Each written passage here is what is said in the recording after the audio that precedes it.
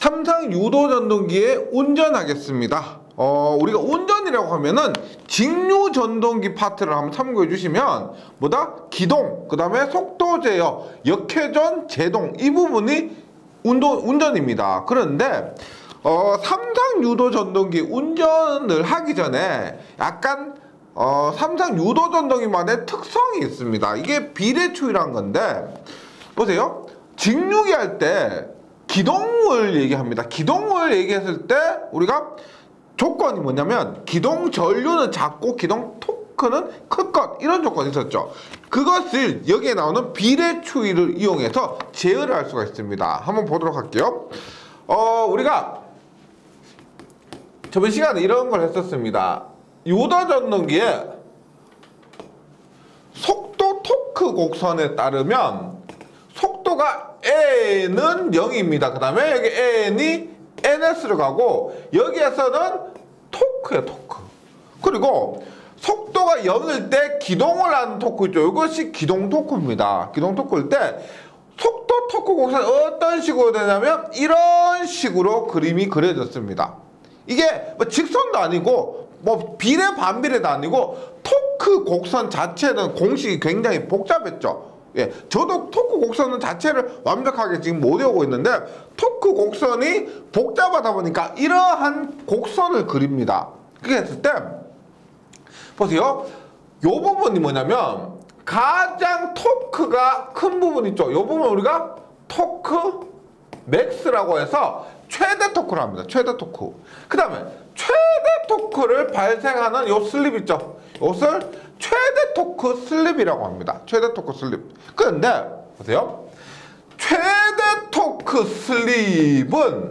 최대 토크 슬립은 뭐에 비례하냐면은 우리가 X2분의 R2에 비례하게 됩니다. 즉 2차 리액턴스분의 2차 저항에 비례하는데 여기에서 중요한 게 보세요.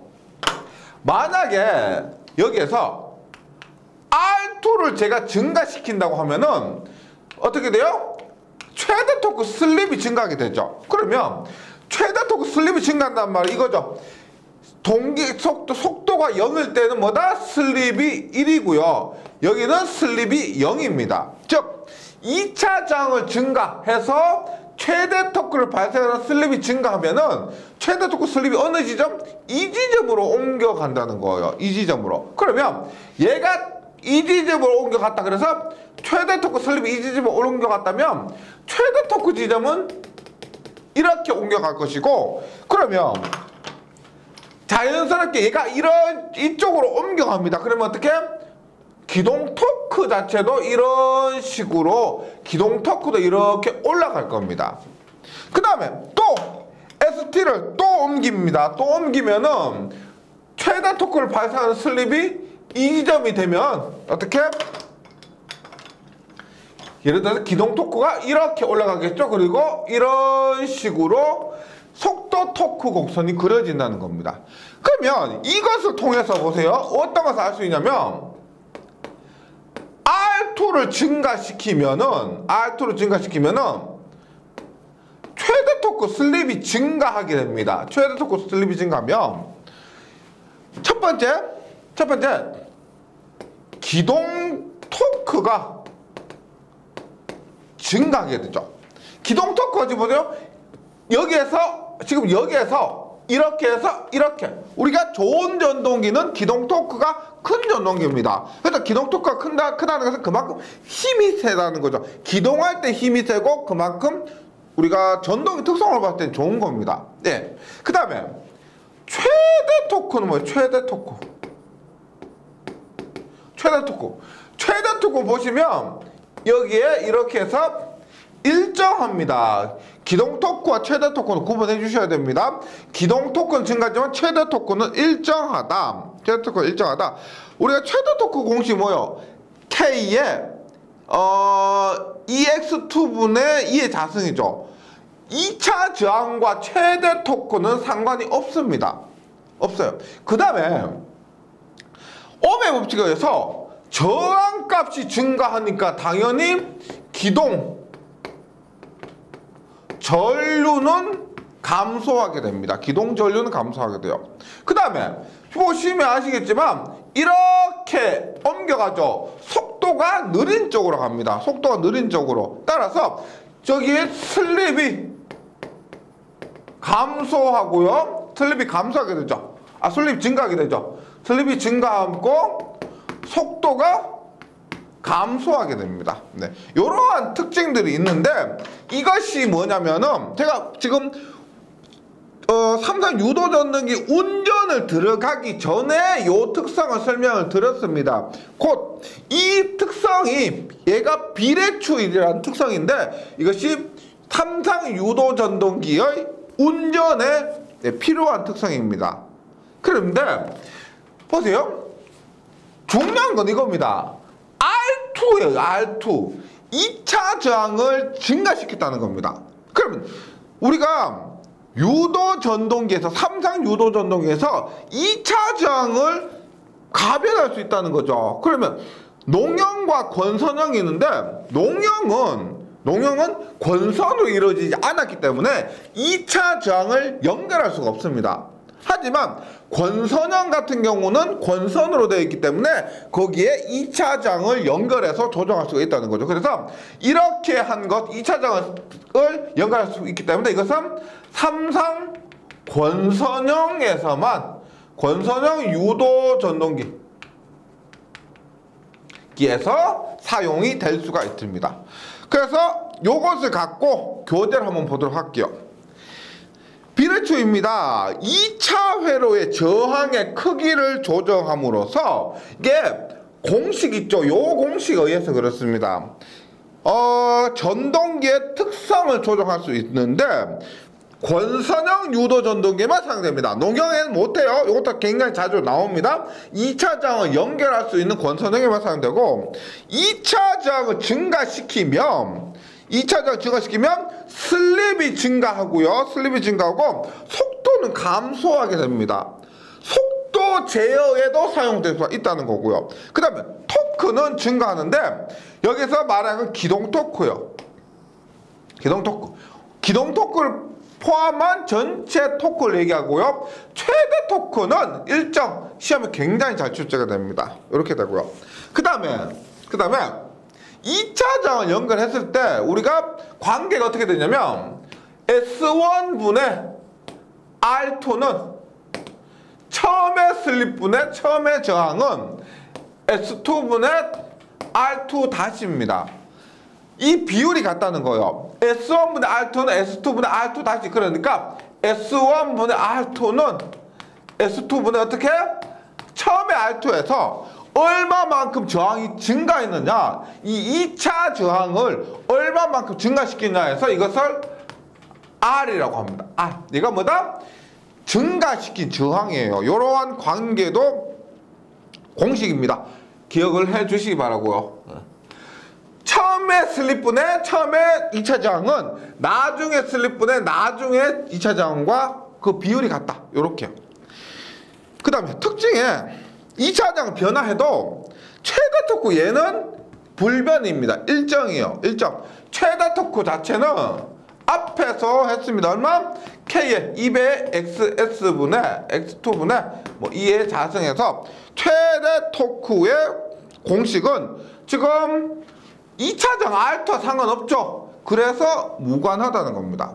그러니까 최대 토크 자체가 무조건 일정하다는 게 아니고요. 최대 토크가 2차 저항과 무관하다는 겁니다. 2차 저항을 통해서 비례추이 시켜도 변함이 없다는 거지 최대 토크 자체가 무조건 변함이 없다 이거 아니에요. 얘는 X2와 2의 관계는 있습니다. 그래서 얘들을 변화시키면 변하는데 2차 저항, 그래서 즉 비례추이와는 무관하다는 겁니다. 이러한 것 기억해 주시고 2차 저항 크게 하면 기동전류는 감소합니다. 말씀드렸죠? 기동전류 감소하고요. 그 다음에 기동 토크는 증가한다. 기동 토크는 증가하게 된다. 그 다음에 잘 나오는 거 비례추이 할 수 있는 것. 비례추이 할 수 있는 것은 잘 보세요. 저항을 조정했습니다. 저항을 조정했으니까 전류나 혹은 토크나 저항, 우리가 저항이 증가하면 R 성분이죠. R 성분 증가하면 우리가 역률도 전체적으로 증가하게 되겠죠. 증가하게 됩니다. 그래서 1차 전류와 2차 전류 저항이니까요. 토크, 그 다음에 역률이고 1차 입력까지 할 수가 있는데 비례주의 할 수 없는 것에서 잘 나옵니다. 비례주의 할 수 없는 게 뭐다? 출효동동. 요거 좀 외워주세요. 출효동동에서 출력, 효율, 동손의 동기속도. 출효동동입니다. 출력, 효율, 동손의 동기속도는 비례추이 가지고 조정할 수가 없다. 그래서 출효동동 외워주시면 되겠습니다. 이것이 삼성유도 전동기. 말씀드렸지만 권선형입니다. 농용하고는 상관없어요. 네, 그래서 중요한 관계고, 그 다음에 농용유도 전동기의 기동법인데 보세요. 우리가 기동법이라고 합니다. 기동법에서 동기기 할 때 기동법이 뭐가 있었어요? 동기기 할 때 기동법으로서 자기동법, 그 다음에 유도전동기법. 예. 얘는 뭐다? 자기동법은 우리가 제동권선 있죠. 제동권선을 사용해서 기동하는 것이 자기동법이고, 유도전동기를 통해서 이극 작은 유도전동기를 통해서 기동하는 것이 유도전동기법이었습니다. 그리고 직류기 할 때는 특별한 기동법이 없었고 기동 조건이 있었죠. 뭐다? 기동 전류는 작고 기동 토크는 크다. 이러한 조건을 맞춰서 기동을 해야 됩니다. 그런데 직류기에서 기동할 때 기동 전류는 작고 기동 토크가 커야 되는데, 그 중에서 더 중요한 게 뭐다? 이 두 개 중에서 하나를 선택하라면 기동 전류를 작게 해야 됩니다. 왜냐면 기동 토크는 힘이 센 건데요. 못 돌리면 그만인데 기동 전류가 커버리면 이것은 타버리죠. 고장나 버립니다. 그래서 우선순위로 기동 전류가 작도록 해야 됩니다. 기동 전류가 작도록 해야 되는데, 그래서 유도기에서는 우리가 단상은 우리가 뭐 여기 앞부분 뒷부분에서 단상 유도 전동기 하고요. 삼상 유도기에서 회전자의 종류에 따라서 뭐가 있어요? 농형과 권선형이 있죠. 농형과 권선형이 있습니다. 그렇게 했을 때 농형에는 전전압 기동 혹은 직입 기동이라 그래요. 전전압 기동, 직입 기동. 그 다음에 Y 델타 기동. 그 다음에 리액터 기동과 기동 보상기법 기동이 있습니다. 그 다음에 권선형에는 조금 전에 말한 거, 권선형 제가 계속 말씀드렸죠. 2차 저항을 조정할 수 있는 것이 권선형입니다. 그래서 뭐다? 2차 저항 비례추이가 이거죠. 2차 저항법입니다. 이것은 뭘 이용한 거? 비례추이를 이용한 것이에요. 그래서 우리가 권선형 유도 전동기의 기동법에서 2차 저항제어법, 비례추이를 이용한 2차 저항법은 앞에서 얘기했기 때문에 특별히 언급 안 합니다. 2차 저항을 증가시켜서 2차 저항을 증가시키면 어떻게 된다 그래서 전류 감소한다 그랬죠. 전류 감소하고 그 다음에 기동 토크 커진다 그랬죠. 그래서 여기 2차 저항 비례추이 하면은 앞에서 설명 다 드렸습니다. 그래서 뭐 얘는 별로 얘기할 것이 없고, 농형 유도 전동기에서 전전압 기동, Y 델타 기동, 그 다음에 리액터 기동, 기동 보상기법 기동이 있는데 어떻게 나누냐면 보통 얘는 한 5kW 이하에서요. 5kW 이하에서. 그 다음에 Y 델타는 5에서 15kW. 그 다음에 기동 보상기법은 15kW 이상이고요. 뭐 리액터 기동법에 대해서는 특별하게 용량은 따로 구분하지 않습니다. 용량이 요렇게 구분된다는 거 일단은 기억해 주시고요. 그 다음에 말씀드렸지만은 기동법은 정지에 있던 전동기를 회전을 시키는 겁니다. 그때 기동 전류가 4배에서 6배까지 굉장히 큰 전류, 평소에 10A 흐르는 그런 권선에 기동을 시킬 때 아무런 조치를 취하지 않으면 40A에서 60A까지 흘러버린다는 거죠. 그래서 말씀드렸지만 기동할 때 기동 전류를 감소시키는 이게 굉장히 중요한데, 첫 번째 전전압 기동법인데, 얘는 보세요. 직입기동입니다. 아무런 조치가 없는 거예요. 아무런 조치가 없는 겁니다. 무슨 말이냐면 이름 그대로 전체 전압을 그대로 가한다는 겁니다. 말씀드리지만 기동전류를 감소시키는 게 굉장히 큰 목적인데, 전체 전압으로 기동한다. 기동전류를 감소시키려면 무슨 조치를 취해야 되겠죠. 전압을 낮추거나 혹은 뭐 전류를 어떻게 제어를 해야 되는데, 그런 것 없이 뭐 전체 전압을 기동한다. 그 다음에 직입기동은 직접 입력해버린다. 아무런 조치가 없는 겁니다. 얘는 그래서 기동전류 요를 다운시킬 수가 없어요.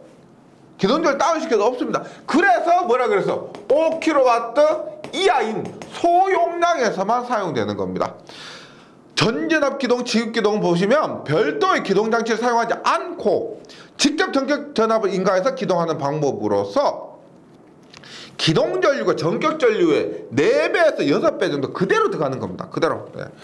그리고 5kW 이하의 전동기에 사용되는다. 이거고요. 두 번째 Y델타 기동인데, 보세요. 우리가 오음의 법칙에 의해서 I는 R분의 V입니다. I는 R분의 V. 근데 농용에서 저항을 조절할 수가 없죠. 농용에서 저항 조절할 수 없습니다. 그래서 전류를 감소시키려면은 전압을 감소시켜야 돼요. 입력되는 전압을요. 그럼 보세요. 내가 만약에 권선을 Y로 감았습니다. Y로 감았어요. 그 다음에 델타로 감았어요. 보세요. 만약에 내가 여기 전압은 단자간에 가는 거죠. 여기에 100루트 3V를 인가했다라고 하면은 100루트 3V 인가했다고 하면 Y결선의 권선에는 얼마 걸려요? 루트 3분의 1하면 100V가 걸리죠. 100V. 근데 델타 결선에서 똑같이 100루트 3V를 걸면 델타 결선에는 상이 얼마 걸린다? 100루트 3V가 그대로 걸립니다. 그러면 Y델타 기동은 뭐냐면 우리가 기동을 할 때 전류를 다운시키려면 전류를 낮추려면 전압을 낮춰야 되는데 Y로 기동하는 게 좋을까요? 델타로 기동하는 게 좋을까요? 뭐가 좋다? 뭐 권선에 걸리는 전압이 작은 거 있죠. 권선에 걸리는 전압이 100으로 다운되니까 당연히 전류도 다운됩니다. 따라서 Y델타 기동은 뭐냐면 기동 시 Y결선으로 해서 기동을 합니다. 그래서 어떻게 해요? Y결선에서 기동하면은 권선에 걸리는 전압이 다운되고 전압이 다운되니까 기동 전류도 다운되는 거예요. 근데 기동할 때 빼고는 원래 상태로 돌아오는 게 좋죠. 기동할 때가 문제가 갖는 거지 운전 상태에서는 원래 전류, 원래 전압이 좋은 겁니다. 그래서 운전 시 뭐다? 델타 결선으로 이렇게 변경을 하는 거예요. 실제 어떻게 하냐면 전동기를 켜요. 전동기 켜면 모터를 운전할 때 이렇게 됩니다. 딱 켜자마자 Y결선으로 해서 기동합니다. 전압이 떨어지고 전류가 다운됩니다. 다운돼서 정상 상태로 이렇게 운전하고 있죠? 운전하고 있으면 결선을 이제 델타로 바꿔요. 결선 델타로 바꿉니다. 그러면은 정상 상태로 회전하는 것이 이 Y델타 기동이고요. 여기에서는 개념 정도만 기억해 주시면 되고 실기에서는 굉장히 자주 나옵니다. 시퀀스도로 해서 꼭 좀 숙지를 해 주셔야 될 부분이에요. 이렇게 하고 그래서 교재를 보면요, 기동시 고정자 권선을 Y로 접속한 후 기동하여 기동전류를 감소시키고, 말씀드렸죠? 운전속도에 도달하면, 운전속도에 만약에 우리가 원하는 1500rpm 뭐 이런 속도에 도달하면 권선을 델타 결선으로 변경해서 이제 정상적으로 운전합니다. 그렇게 했을 때 보세요, 이 회로 이론 부분에서 나오는 겁니다. 지금 여기서 다 증명해 드리기는 어렵고, 회로 이론에서 이런 거 있었죠. ZY는 Z델타의 3분의 1배, PY는 P델타의 3분의 1배, 그 다음에 뭐가 있어요? IY는 I델타의 3분의 1배. 이렇게 하면 전압을 이렇게 낮춰서 지금 Y결선 운전하면은 똑같은 권선에 대해서 전류가 3분의 1로 된다는 겁니다. 즉 전전압으로 할 때 얼마? 4에서 6배였는데 Y결선을 하니까 4에서 6의 3분의 1배로 떨어진다는 거죠. 그러니까 그만큼 좀 더 큰 용량에 사용할 수가 있는 거예요. 요거죠, 요거.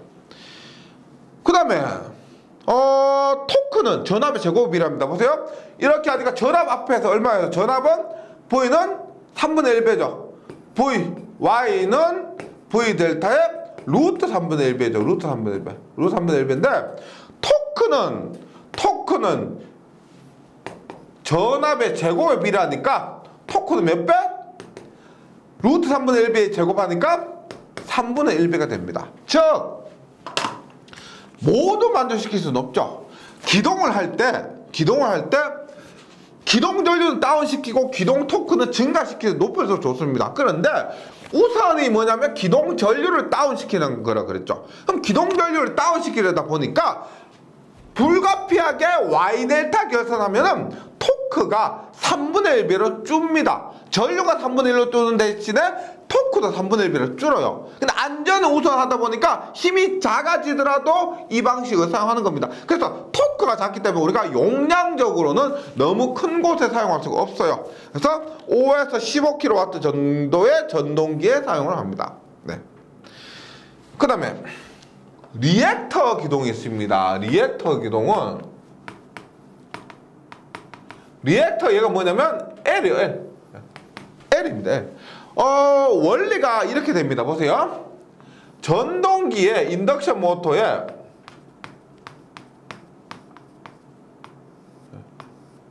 이렇게 되고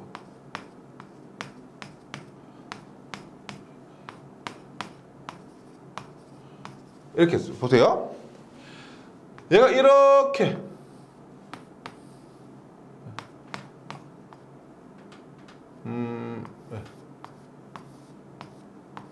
대략적으로 그리면 이렇게 됩니다. 보세요. 말씀드렸지만 기동 전류를 감소시키기 위해서 어떻게? 전압을 감소시킵니다. 전압을 감소시키는데 어떤 식을 쓰느냐? 여기 L을 쓰는 겁니다. 보세요.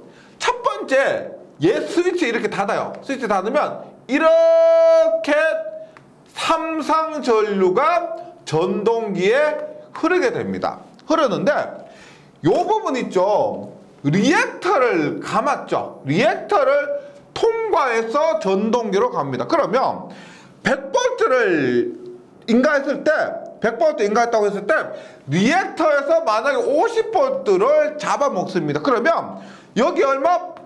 50V가 걸리게 되겠죠. 그래서 리액터를 통해서 리액터에 전압 강화가 발생합니다. 그 전압 강화를 뺀 만큼 전동기에 전압이 도달하기 때문에 전압을 감소시켜서 어떻게? 기동 전류를 감소시키는 겁니다. 근데 똑같이 Y델타와 똑같이 정상 상태에 도달했다. 그럼 이 본격적으로 어떻게? 정상 상태로 운전하는 겁니다. 얘를 끊어버리고 이런 식으로 전원이 공급되도록 합니다. 그러면 100%의 전압, 100%의 전류가 공급되는 거죠. 이런 식으로 기동 전류를 제어하는 것이 리액터 기동입니다. 그럼 기동 보상 기법은 뭐냐면 리액터 자리에 있죠. 여기에 기동 보상 기법은 리액터 자리에 여기에 단권 변압기를 사용하는 겁니다. 변압기, 즉 변압기는 우리가 여기 탭을 조정해요. 탭. 그러면 원하는 전압으로 조정할 수가 있습니다. 따라서 탭 설치하다 보니까 돈은 굉장히 비싸겠죠. 하지만 원하는 전압으로 낮출 수가 있고 따라서 원하는 전류가 들어가도록 할 수가 있다는 겁니다. 가격이 비싸서 그렇지 얘가 원하는 전압으로 낮춰서 원하는 전류를 얻을 수 있기 때문에 특징적으로는 굉장히 좋고요. 용량도 큰 용량에서 사용할 수가 있습니다.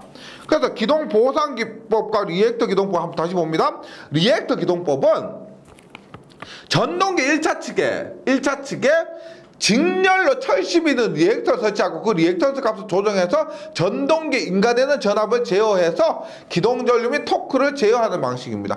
여기는 리액터 값을 제어한다라고 했는데 뭐 단권 변압기에 비해서는 거의 그 제어가 뭐 의미 없다 이렇게 보시면 되겠고요. 그 다음에 기동보상기법은 삼상 단권 변압기를 이용해서 전동기에 인가되는 기동전압을 감소시킴으로써 기동전류를 감소시키는 기동 방식이고 이것은 15kW 이상의 전동기에 사용됩니다. 그 다음에 콘도르퍼법이 있습니다. 기동법 중에서 콘도르퍼법은 뭐냐? 리액터 기동법과 기동보상기법 있죠. 기동보상기법을 합해 놓은 방식이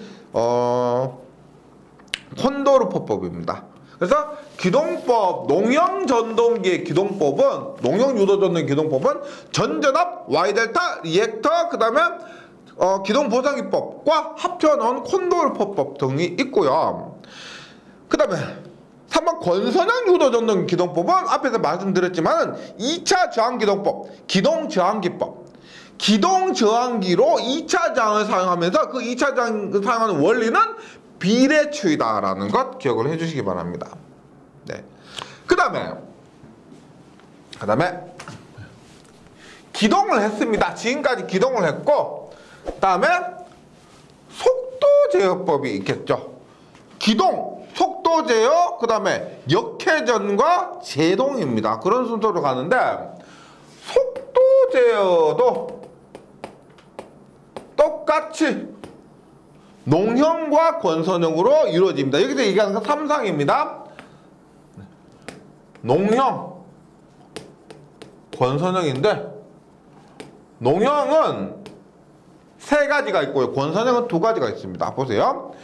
우리가 직류기 할 때 어떻게 했었냐면 직류기 할 때 N은 K5는 V-IA-RA라고 해서 직류기에서 속도 제어를 하려면 어떻게? 계좌제어법, 저항제어법, 전압제어법 이렇게 3개가 있었죠. 그러면 유도전동에서도 보세요. N은 NS의 1-S가 되고 NS는 P분의 120F입니다. 1-S 이렇게 돼요. 그럼 유도전동기에서 속도제어법을 하면 요거죠. P, 극수, F, 주파수, 그 다음에 S는 슬립입니다. 슬립. 근데 슬립은 전압의 제곱이 반비례하죠. 그래서 슬립을 자체를 조정하는 것이 아니고 슬립은 전압의 제곱이 반비례하기 때문에 농형 유도 전동기에서는 어떨까? 극수 제어법, 주파수 제어법. 그 다음에 슬립을 제어하는 것은 슬립은 전압의 제곱이 반비례하니까 뭐다? 1차 전압 제어법이 있습니다. 그 다음에 권선형 같은 경우는 똑같아요. 앞에서 비례추이 말씀드릴 때 그 비례추이를 갖고 속도 제어도 된다 그랬죠. 그래서 비례추이 뭐요?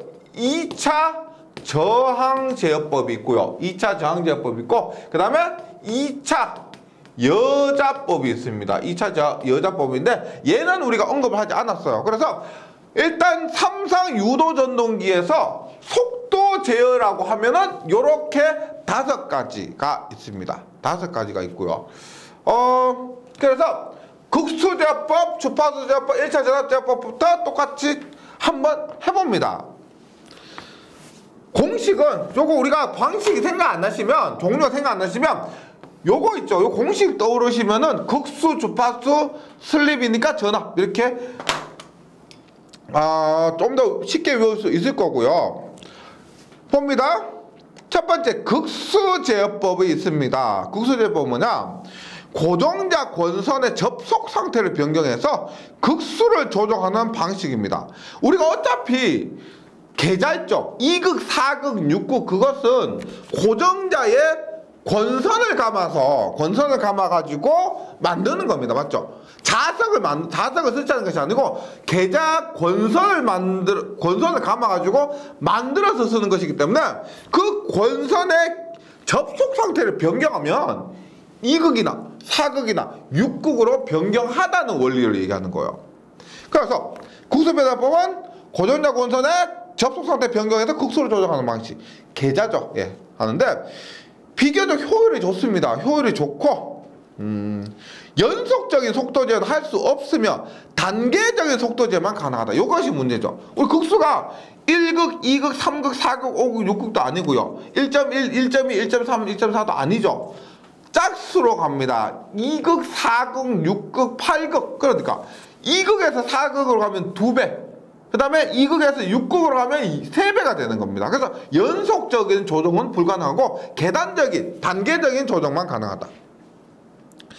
그 다음에 주파수 제어법입니다. 주파수는 우리가 보통 주파수를 제어하는 것이 인버터를 많이 사용하는데 VVVF라는 게 있어요. 뭐냐면 베리어블 볼테이지, 베리어블 프리퀀시.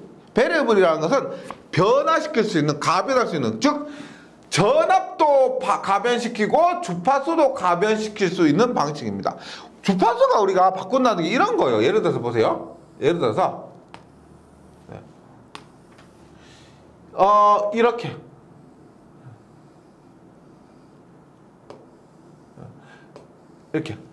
이렇게 했던 것을 주파수를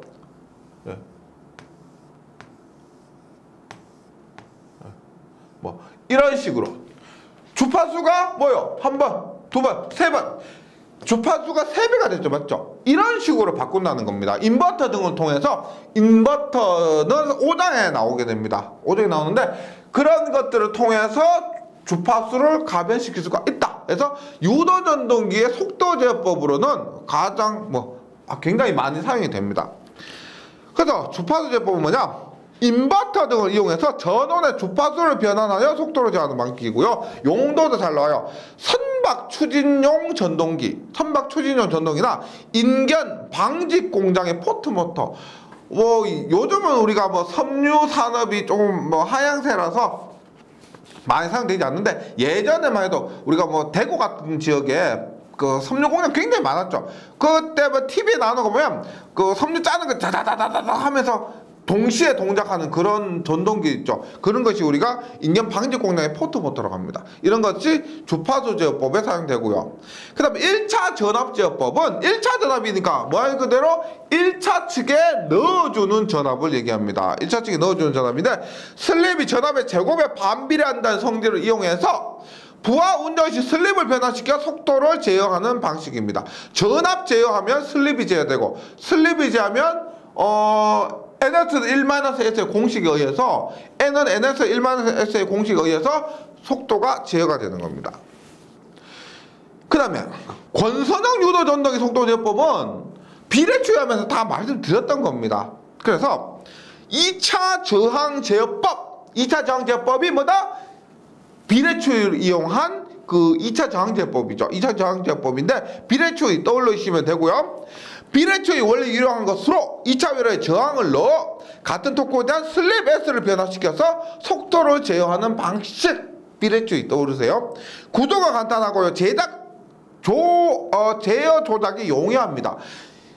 권선형 유도 전동기에서 그 권선으로 감겨 있는데 거기에다가 슬립링을 통해서 2차 저항을 연결한 겁니다. 2차 저항을 연결해요. 가변할 수 있는 그런 저항을 연결한 겁니다. 그래서 구조가 간단하고 제어 조작이 용이하고 속도 제어용 저항기를 기동용으로 사용 가능하다 했죠.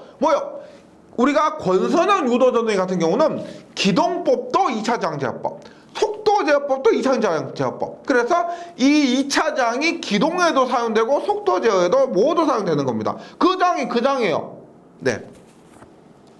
근데 우리 이런 생각 하실 겁니다. 그러면 2차장 이렇게 좋은데 그럼 처음부터 2차장은 풀로 올려놓고 하면 되지라고 하지만 저항이란 것 자체의 특성이 뭐냐면 I제곱 R, 즉 전력 손실을 발생시킵니다. 저항이 무조건 크다고 좋은 건 절대 아니죠. 왜? 저항이 크면 I제곱 R만큼의 전력 손실이 전부 유효저항입니다. 전력 손실은 날아가 버려. 그렇기 때문에 뭐 무작정 우리가 기동이나 속도 제어를 위해서 올려놓고 사용한다 이런 건 아닙니다. 저항을 이용함으로 속도 변화량에 비례해서 효율이 저하되는 특성이 있습니다. 그 다음 2차 여자법은 뭐냐면 2차 여자법은 이렇게 보시면 돼요. 우리가 유도전동기 등가 회로를 이렇게 그린다면 변압기와 동일하죠. 이렇게 하는데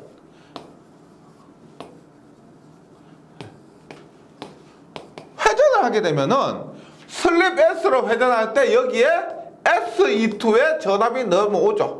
SE2에 전압이 넘어오는데 여기 회전자에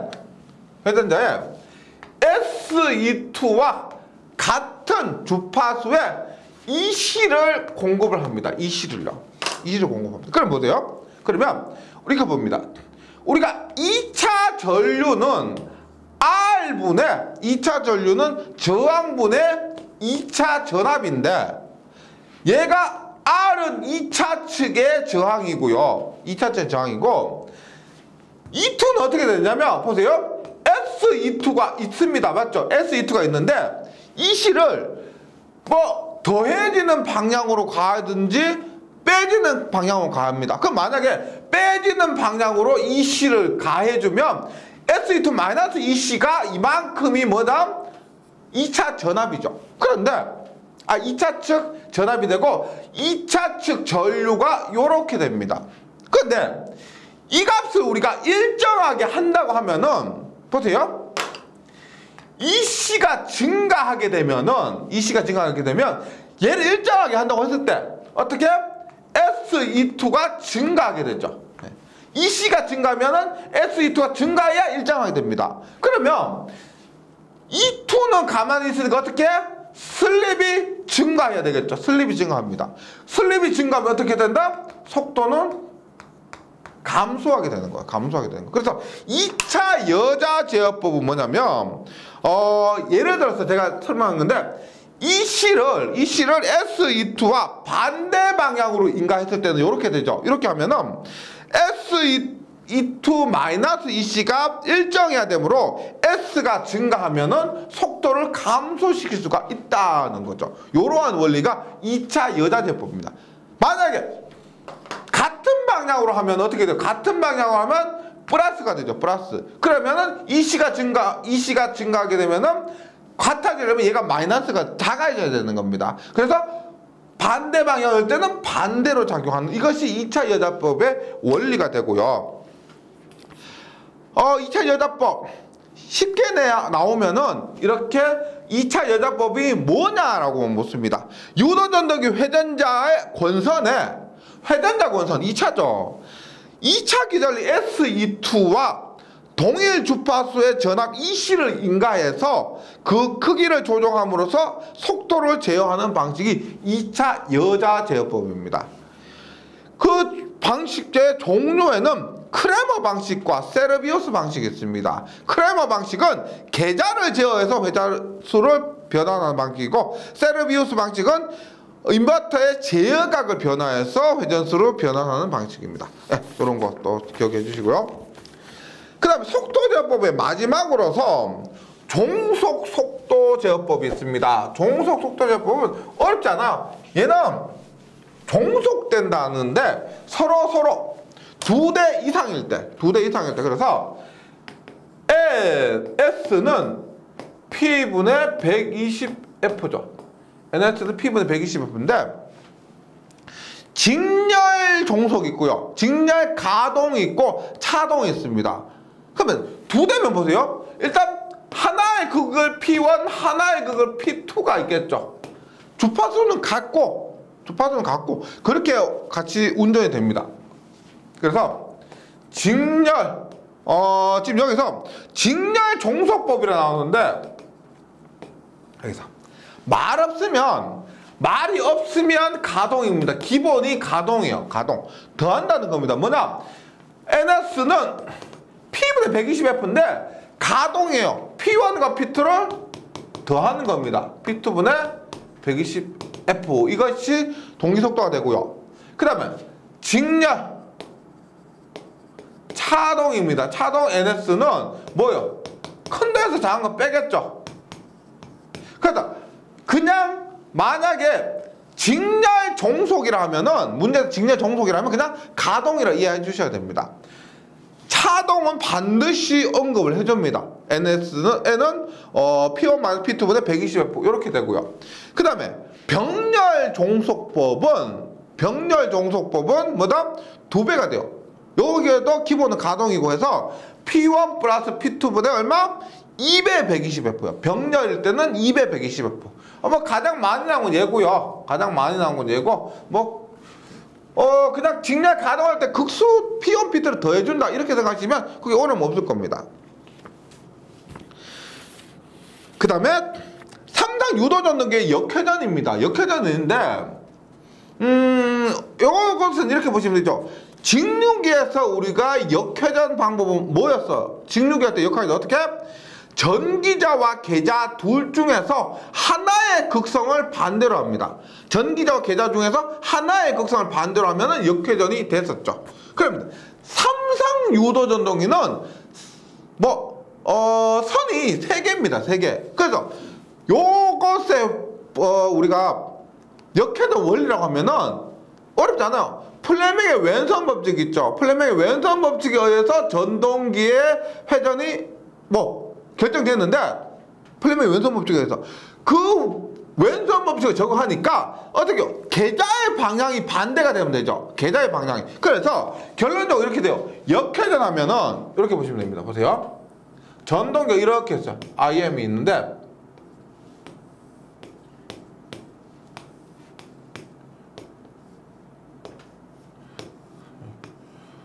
그 다음에 그리고 스위치 했을 때 지금 RST상이 이렇게 내려오면은 유도전기가 정회전 한다고 했을 때 역회전 어떻게 하냐면 보세요. 일단은 R이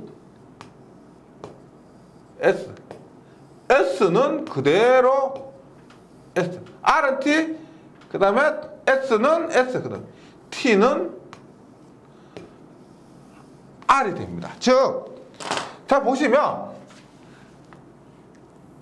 R이 T로 가고요. 그 다음에 S가 그대로 S로 가고 T가 R로 갑니다. 결론은 뭐냐면 계자의 우리가 R하고 원판 이거 하면서 계자의 회전 방향이 반대로 되면 됩니다. 그것을 반대로 하려면 뭐냐? 세 선 중에서 두 선의 위치를 반대로 하는 거죠.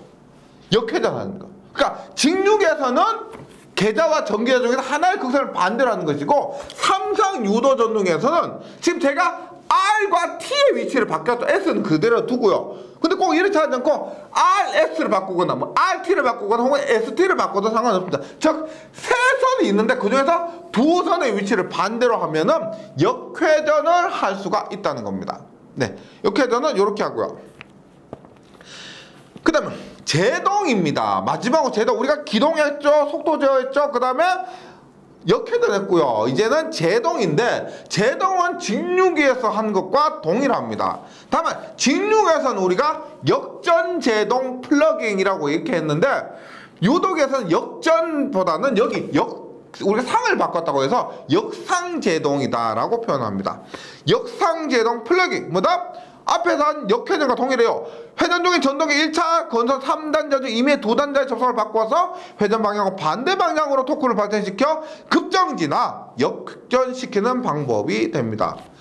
발전제동과 회생제동은 동일합니다. 직류기와 전동기를 전원으로부터 분리시켜서 1차 측에 직류 전원을 공급해서 발전기로 동작시킨 다음에 발생된 전력을 저항해서 연료 소비시키는 방식이고요. 회생제동은 전동기가 갖는 운동 에너지를 전기 에너지 변화시켜 이것을 전원으로 반환, 회생 이런 말이 중요해요. 이렇게 해서 제동하는 방법입니다. 이것은 회생제동은 우리가 뭐 크레인이나 언덕길에 올라가는 뭐 전기 기관차 이런 곳에 회생제동이 많이 사용됩니다. 이런 부분은 전부 뭐 암기해 주셔야 되고요.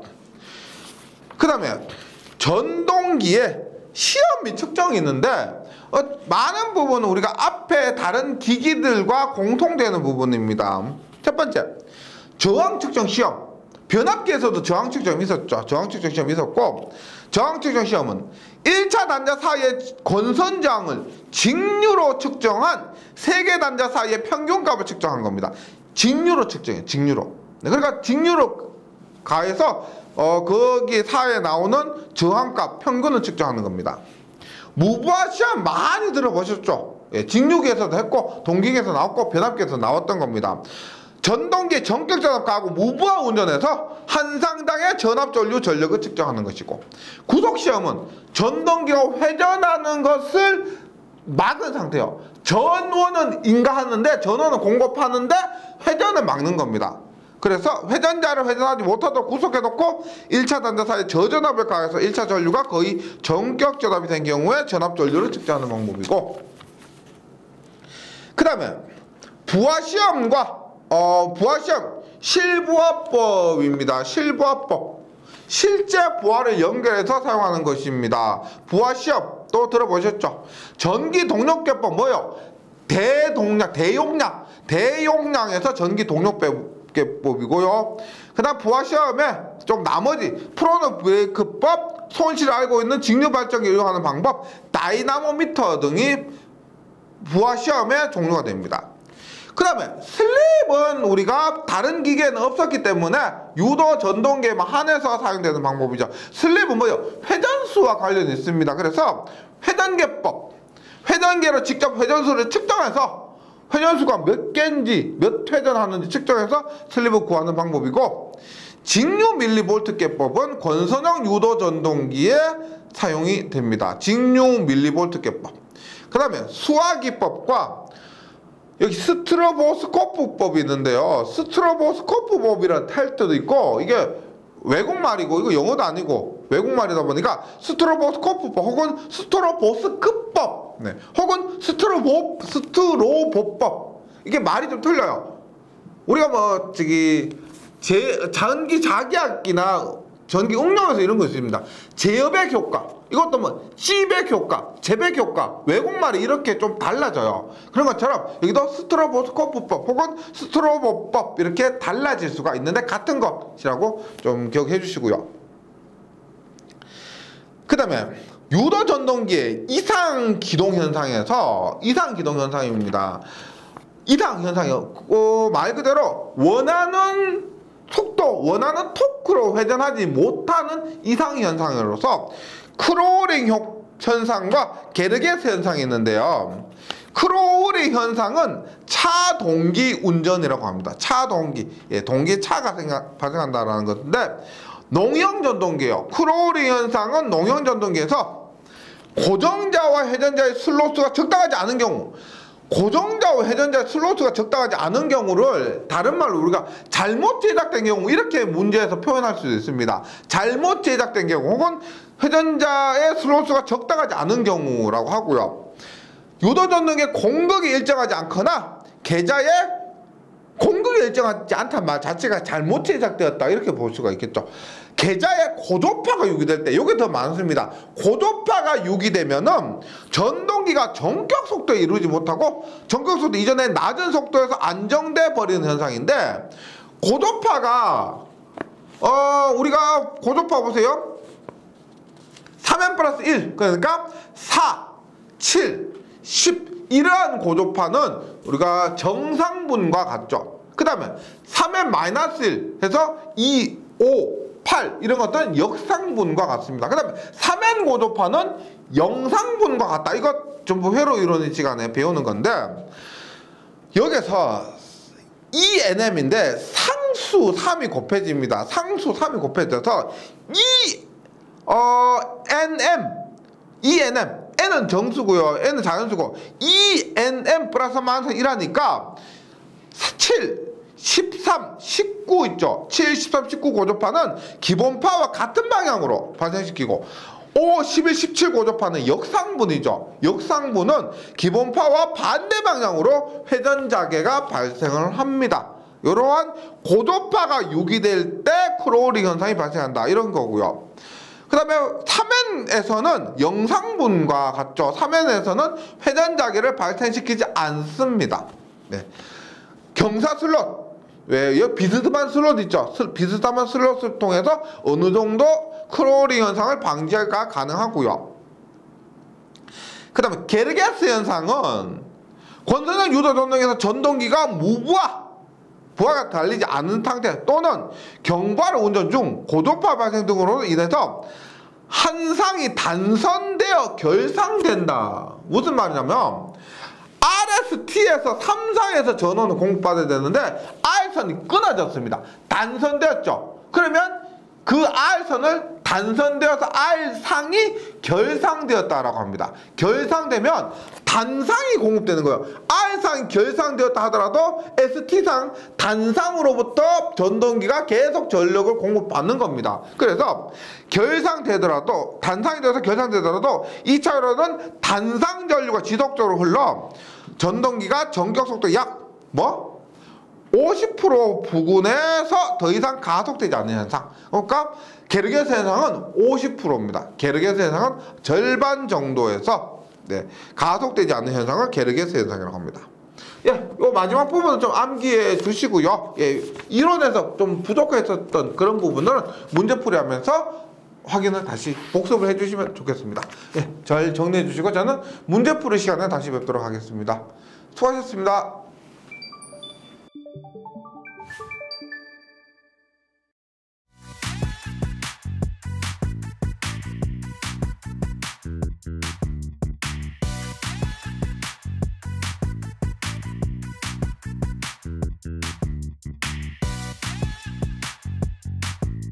전기 소방 자격증 전문 교육으로 합격을 번개 배송. 다산 에듀.